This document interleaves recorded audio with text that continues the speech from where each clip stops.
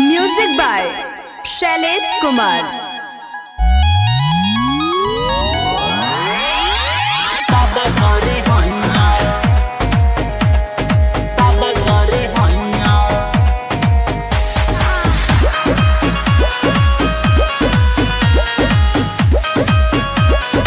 Music by सैफ्रो।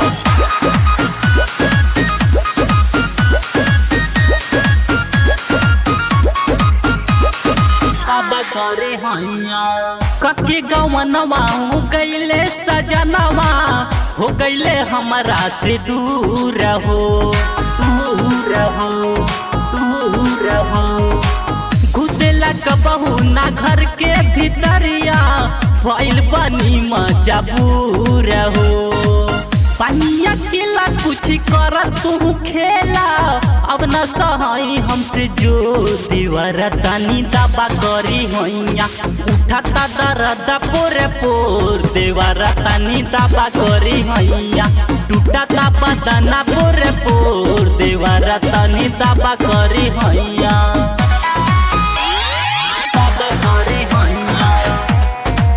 Music by Shailesh Kumar.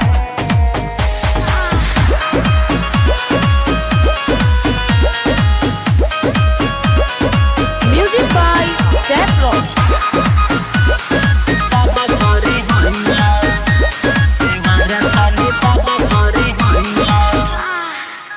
खाई के तनु दवैया तब आवे ना घैया। करा कौनो पैया कहीं बनेला कसैया, कसैया। खाई के तनु दवैया तब आवे ना घैया। करा कौनो पैया कहीं बनेला कसैया। अब ना सहाय दुखी हमसे न रहाई, भइल बनी कमजोर देवर तनी दबा करी होइया। टूटा बदना पोरे पोर देवर तनी दबा करी होइया।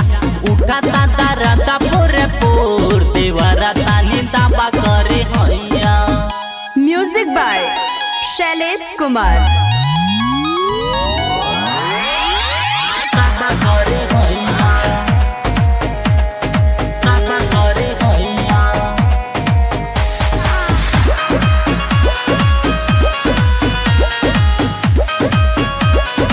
Music by सैफ्रो।